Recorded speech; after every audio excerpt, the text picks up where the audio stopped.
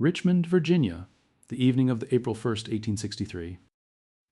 In a Baptist church on Oregon Hill, the working-class district above the river, a few dozen women hold a meeting.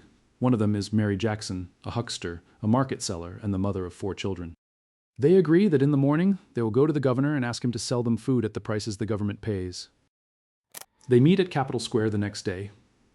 An aide receives them and sends them away. Eventually, Governor John Letcher himself comes out and tells them the truth, which is that he cannot compel a shopkeeper to sell anything at any price. So they start walking. Down 9th Street, past the War Department and onto Main. And as they walk, people join. A clerk in the War Department named John B. Jones watches them from a window and writes it down that night. This morning early, he records a few hundred women and boys met as by concert in the Capitol Square, saying they were hungry and must have food. He goes down and asks a young woman what is happening. She is thin, seemingly emaciated, he writes, and she is smiling. She answers that they are going to find something to eat. By the time the crowd reaches the shops on Cary Street, the accounts stop agreeing with each other. One witness counts 700 or 800. Another says 5,000 people on Cary Street. A third hears 20,000. Historians settle at something over 1,000. They are carrying clubs, hatchets, hammers, and knives. They break into the shops and they break into a government commissary. They take hams, butter, flour, shoes, sole leather, cavalry boots, bolts of cotton and wool, and jewelry. They commandeer carts to carry it. The mayor reads the riot act, and nothing happens. Then the city battalion arrives, and the crowd is given 5 minutes to disperse before the soldiers fire. They disperse. Now, before you decide what that scene on Cary Street is, look at what things cost in Richmond that spring.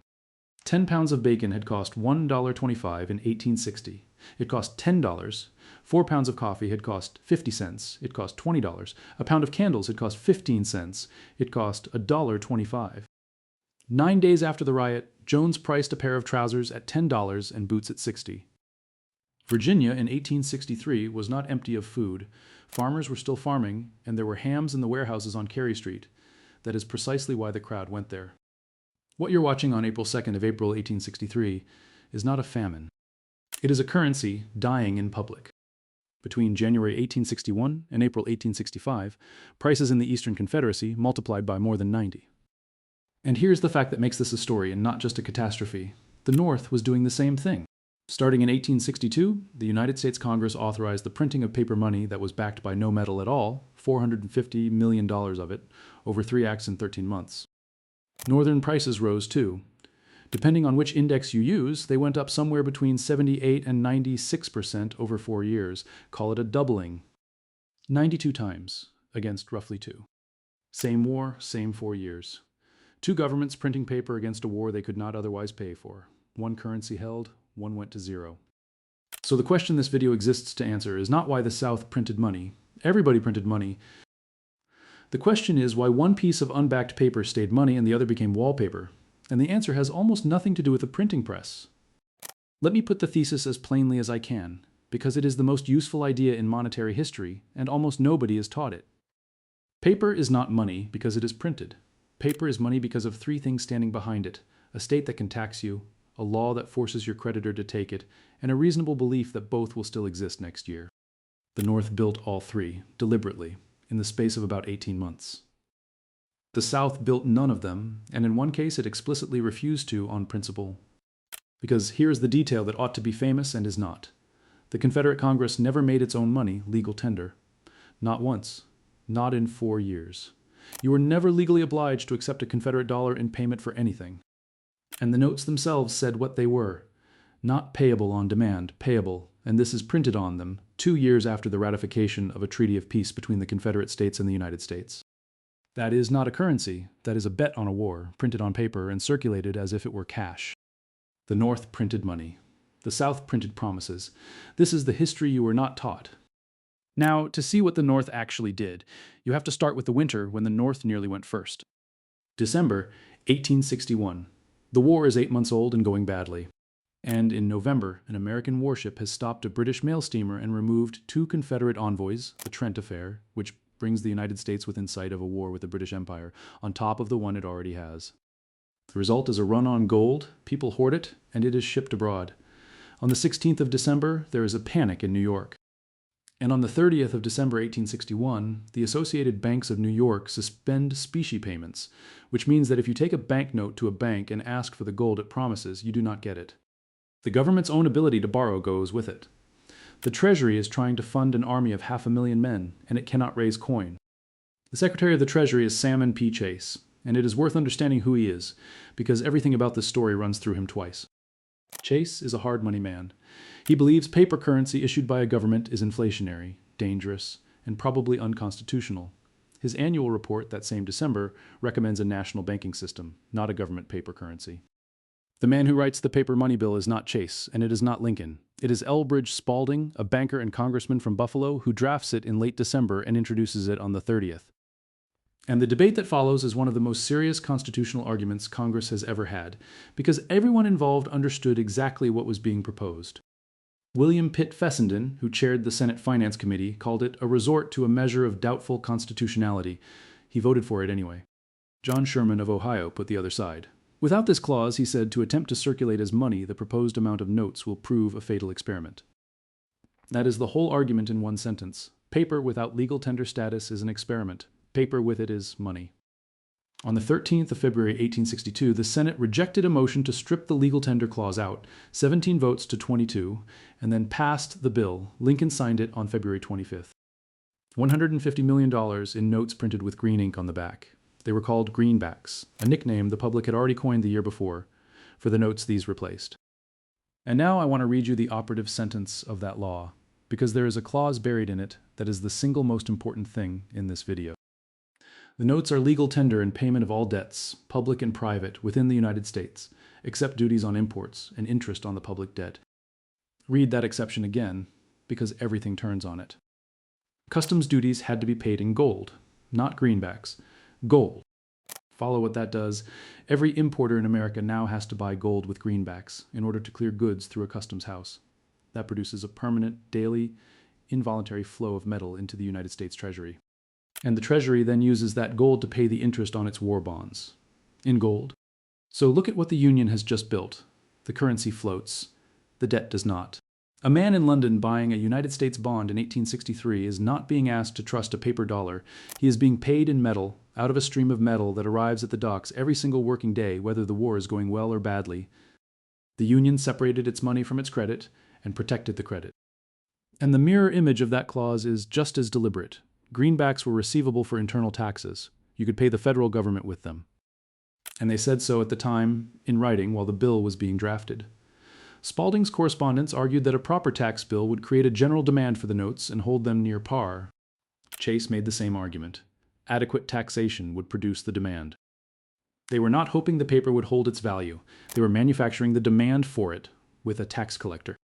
Which brings us to the part of this story that Americans genuinely did have to invent from nothing. In August 1861, Congress passed the first federal income tax in the history of the United States. 3% on income above $800. It collected nothing. Not a reduced amount, nothing.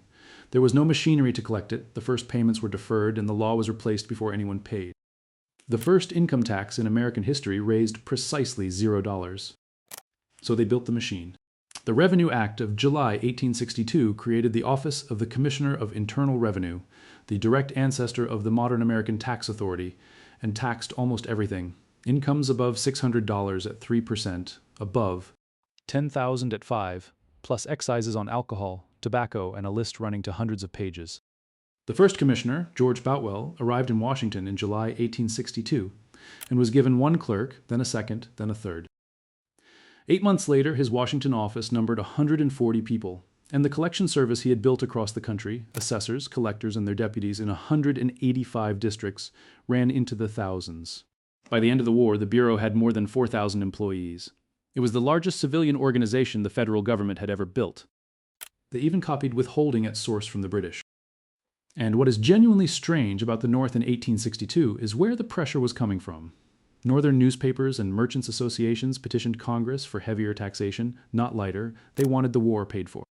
Taxes ended up covering about a fifth of the Union's war spending, which leaves the biggest piece and the man who found it. J. Cooke was a Philadelphia banker, and what he did between 1862 and 1865 had never been done by anyone. Governments had always borrowed from other governments, from banks and from the rich. Cooke went and sold the war debt to farmers. He recruited 2,500 subagents, insurance men, land agents, local notables, and coordinated them by telegraph. He bought advertising across the northern press, including the German-language papers. He wrote editorials himself, or had them written, mixing patriotism and yield in the same paragraph. And the crucial design decision was the size of the ticket. The bonds came in denominations down to $50, and they paid 6% in gold.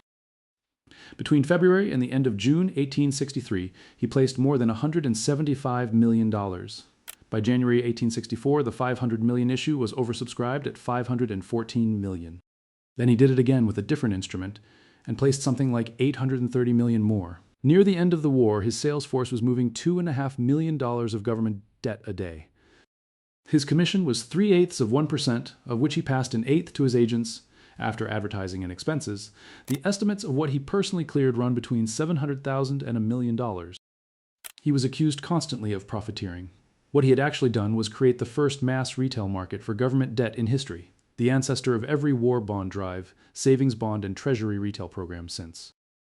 Hold that image for a second.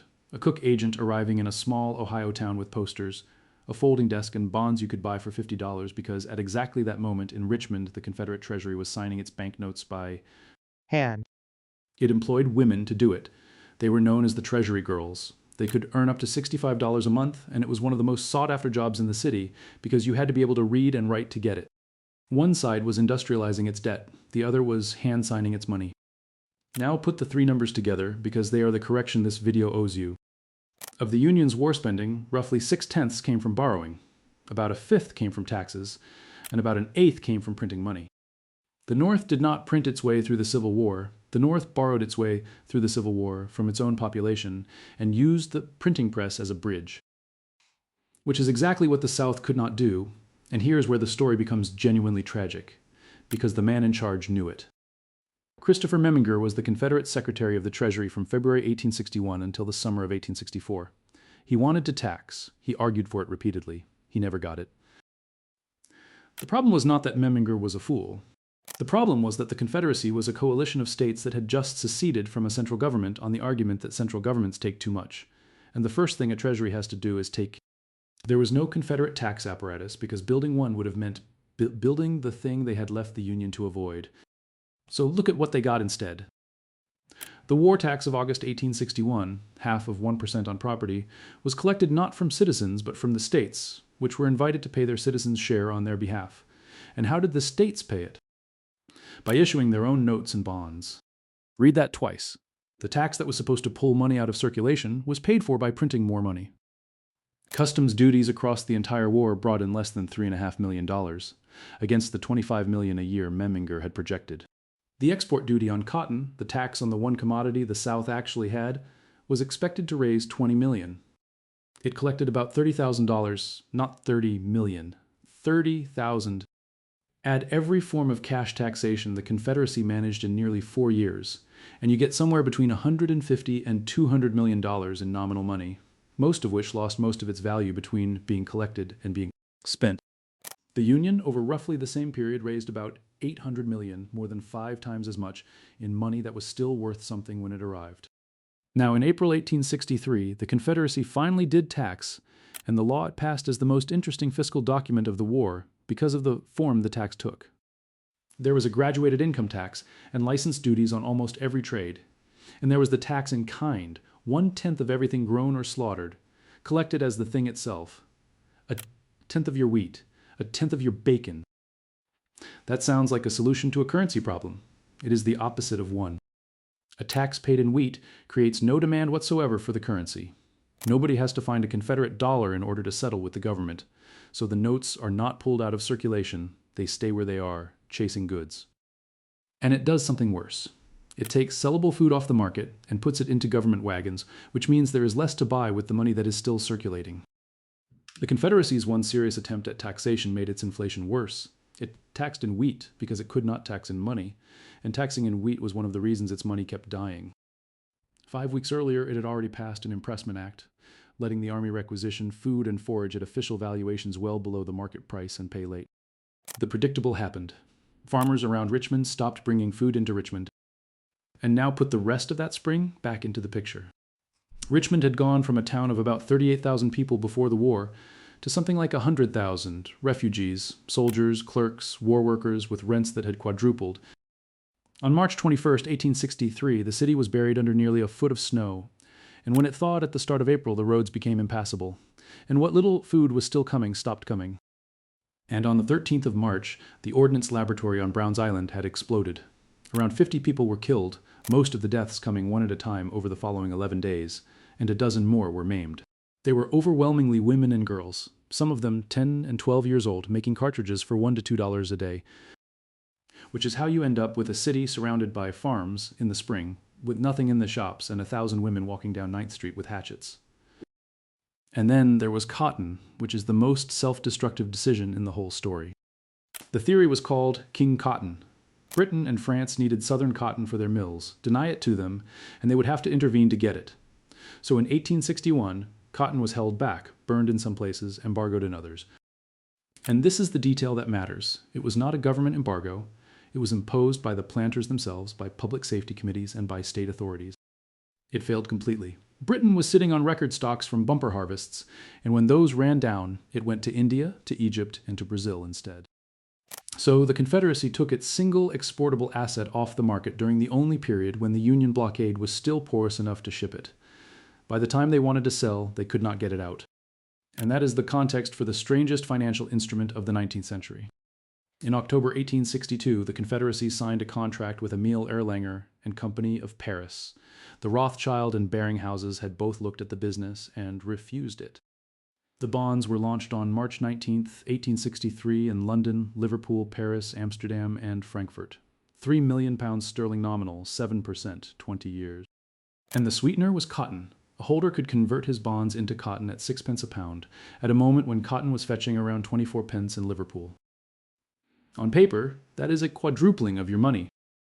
Now, here are the terms nobody reads out. To collect the cotton, the holder had to run the Union blockade. Then, carrying the cotton, he had to run it again in the other direction. He was forbidden to sell his bonds back to any Confederate.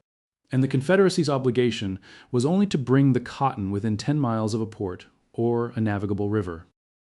The Confederate States of America sold to European investors a promise that could only be collected by twice defeating the United States Navy in a small boat. The mechanics of the sale were no kinder. Erlanger sold the paper to the public at 90 and charged 18% in brokerage, so about 72% of the face value ever reached Richmond.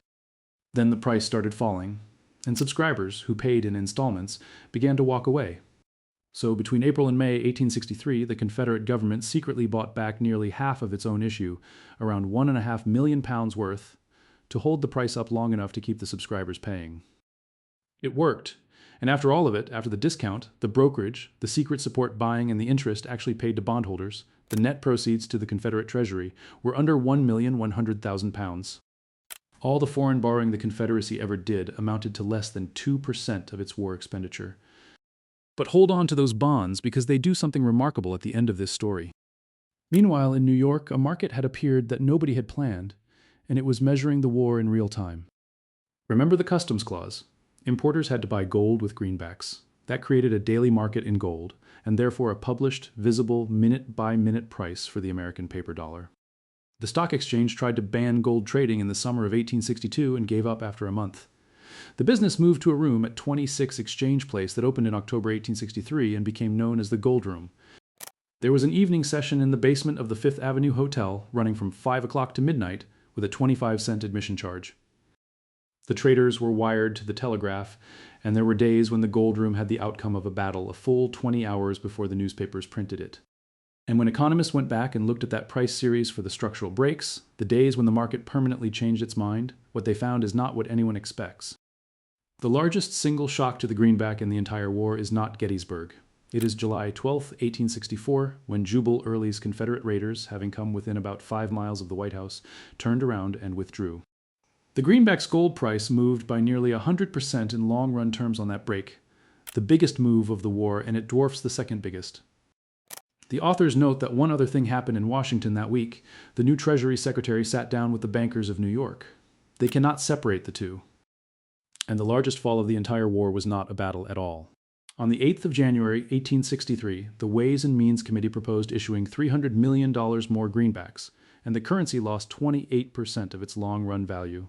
A committee proposal did more damage than any army. And the one that should make you rethink the whole period, the break dated to the 23rd of September 1862, Antietam plus Lincoln's preliminary Emancipation Proclamation the day before made the greenback go down. A Union victory lowered the value of the Union's currency. Part of that is Antietam itself, a bloody and inconclusive win from which the Confederate Army escaped. But the economists think the larger cause is the proclamation, because it told the market there would be no negotiated peace. This was now a war to remake the South, and a war to remake the South is a long war and an expensive one. What the gold market was pricing was never who was winning. It was how much the paper would cost before it could be redeemed. The day it got worst was July 11th, 1864, with Early's men at the edge of the Capitol. It took 285 paper dollars to buy $100 of gold. The greenback was worth about 35 cents. And Congress, watching this, did the thing legislatures always do. On June 17th, 1864, it passed an act prohibiting certain sales of gold, banning gold futures and forward foreign exchange, in order to suppress the premium. Gold went from 198 to 250. The law was repealed in early July, about 2 weeks after it passed. It was the first federal regulation of derivatives in American history, and it failed in a fortnight. And there was a mirror to that market, 5,500 kilometers away. The Erlanger cotton bonds traded in London every day from March 1863 to the end, and their price was the world's running estimate of whether the Confederacy was going to exist. Economists have gone back through it the same way, looking for the breaks. They find two, Gettysburg and Vicksburg together, in July 1863, and the fall of Atlanta in September 1864. Translated into odds, the London market put the probability of Southern independence at something like 42% before Gettysburg, and about 15% by the end of that year. So there were two markets pricing the same war from opposite ends, and both of them understood something the armies did not yet know. Now go back south, because Richmond had noticed the same problem and reached for a much more drastic answer. By early 1864, the Confederate currency was collapsing, and the government understood the arithmetic. So on February 17, 1864, it passed a Currency Reform Act, and what that act did was extraordinary. Every note above $5 had to be converted into 4% bonds. If you did not convert, your notes would be exchanged for a new issue at a rate of 2 new dollars for every 3 old ones. That is, a government repudiating a third of its own money by force in order to save the rest. And here's the thing. For a few months it worked. The money stock fell by about a third, and prices fell at a moment when Union armies were advancing everywhere. That is the single most important piece of evidence in this whole subject. The Confederate price level responded to the quantity of Confederate money more than it responded to the war. Then the presses started again, and within months it was over. Look at the two series side by side between January 1861 and October 1864. The Confederate money stock multiplied by about 11.5. Confederate prices multiplied by 28. Money grew 11-fold. Prices grew 28-fold. So the printing explains most of it. And then there is a factor of nearly 2.5 left over that the printing does not explain at all. That missing factor is people getting rid of the notes as fast as they received them, because they no longer believed anyone would take them tomorrow. Every Confederate dollar was doing more than twice the work it had done in 1861, not because the economy was booming, but because nobody would hold one for longer than they had to. Economists call that a collapse in the demand for money. Everybody else calls it panic. By January 1865, a Confederate dollar was worth under 2 cents in gold, and Confederate government debt was yielding more than 150% a year in Richmond and in Amsterdam. Nobody was lending at that rate. That is simply what the existing paper had fallen to. And you can hear what that does to ordinary transactions in the diary of Mary Chesnut, the wife of a Confederate general and one of the best-connected women in the South.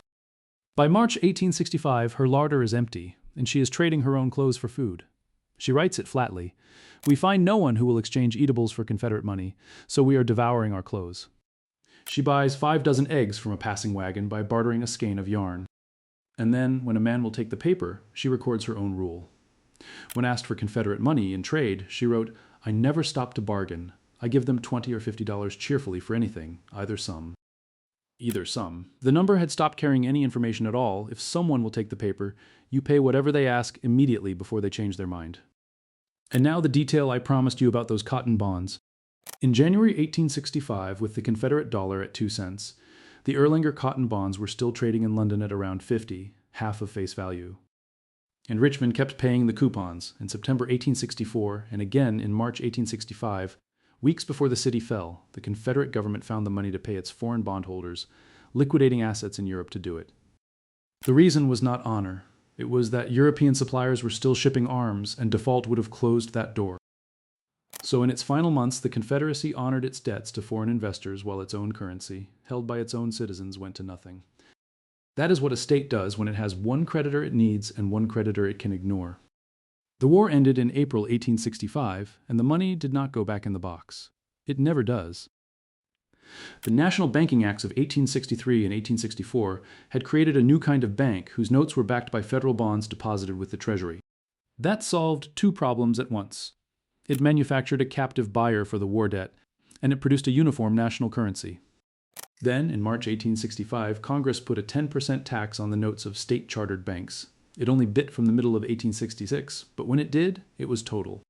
State banknote circulation fell from $143 million in 1865 to $4 million in 1867. The United States had spent its entire existence with a chaotic patchwork of private and state currencies. The war ended that permanently in about 18 months. And then came the reckoning nobody expected, which is the strangest coda in American legal history. On the 7th of February, 1870, the Supreme Court ruled in Hepburn against Griswold that making paper money legal tender for debts contracted before the act was unconstitutional. The opinion was written by the Chief Justice of the United States. His name was Salmon P. Chase. The same man who, as Secretary of the Treasury, had signed and administered the greenbacks now struck them down, and he did it by 4 votes to 3, on a bench that had just shrunk. The 5th vote in conference had belonged to Justice Robert Greer, who was pushed into retirement by his own colleagues a week before the opinion was read out. The court that struck down the greenbacks had 2 empty seats. On that same day, February 7, 1870, President Grant sent 2 names to the Senate to fill 2 vacancies. 15 months later, in May 1871, the court reversed itself 5-4 in the legal tender cases.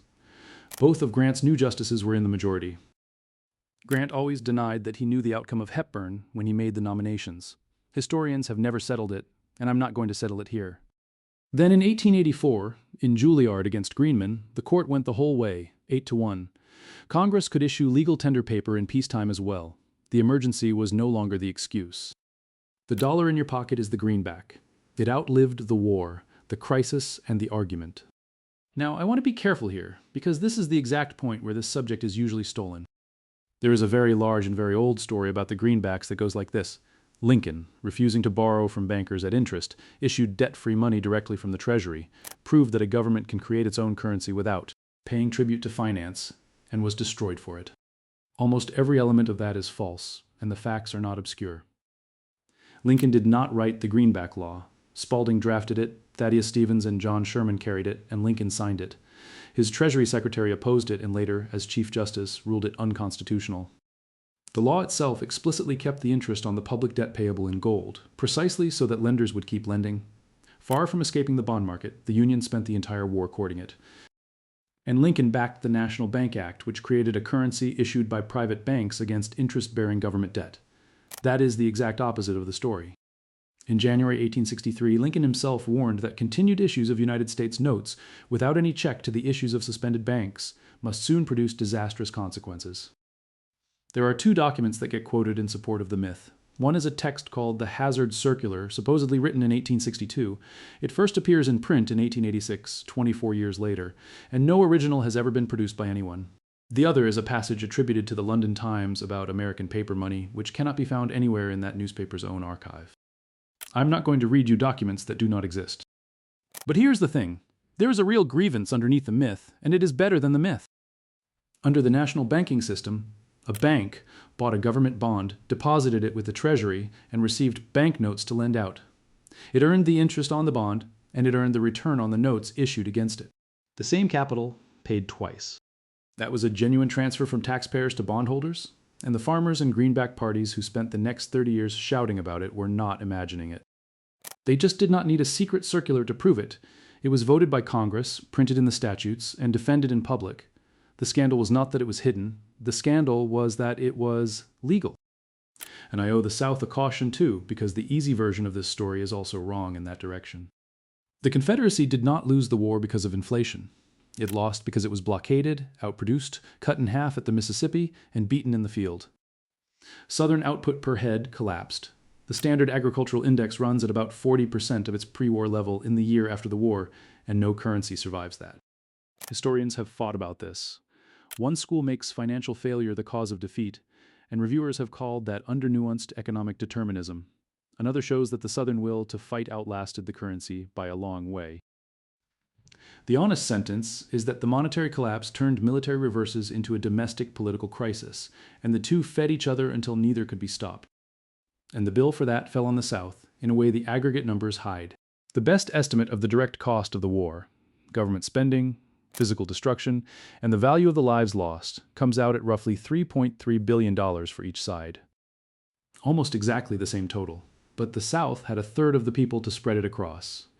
Per head, the direct cost was about $376 in the Confederacy, against $148 in the Union. The two sides spent the same money. One of them had a third of the population and a currency that was dying. That gap is not a budget. That is what a monetary collapse does to a society that an army could not do to it. And to be scrupulously fair, there is a serious historian who argues the Confederate state actually extracted more from its citizens than the Union did in 1863. $82 million plus $40 million in kind, against $39 million in the North.